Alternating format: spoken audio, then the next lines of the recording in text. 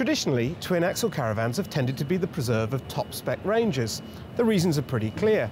The obvious penalties of weight and price that come with a twin-axle are less of a problem in a more expensive range. Lunar has noticed, however, that more and more families are looking for more flexible, more spacious layouts, so has introduced twin axles to its more affordable ranges, such as this, the new Quasar 646.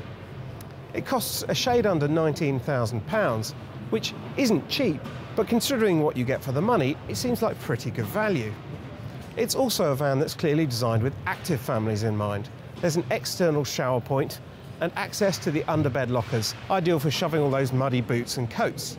The real benefits, though, of a twin axle are far more obvious from inside. The 646 has the same layout as the single axle 586, with the obvious difference that it's simply massive inside. Headroom is slightly restricted at about 6'3", but only because I'm a big monkey. For most people it'll be plenty. Up front, you've got a large lounge area which can convert into a pair of singles or a vast double bed at night.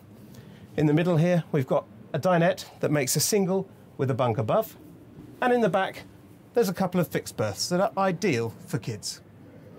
The lounge has a top spec feel with its 3-piece front window, and it really is huge. You can sit 6 people around here without tripping over each other. You could opt for an extra seat in place of the front chest, but I really can't see why you'd bother. One of the key areas where you'll notice the extra space from the twin axle is in the kitchen. Now normally in this kind of layout you end up with a very squeezed galley area, but not here. You've got plenty of worktop space, a nice enamelled sink here. There's a dual fuel hob with 4 burners, a separate oven and grill, and at the front here a huge amount of storage space, which is also where you'll find the freestanding table for the lounge.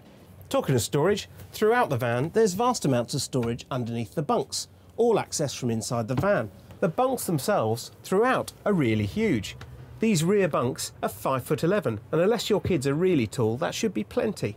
Whereas the fixed twins at the front are a massive 6'5" long. But where do you store all your family's clothes? Well, that's catered for too.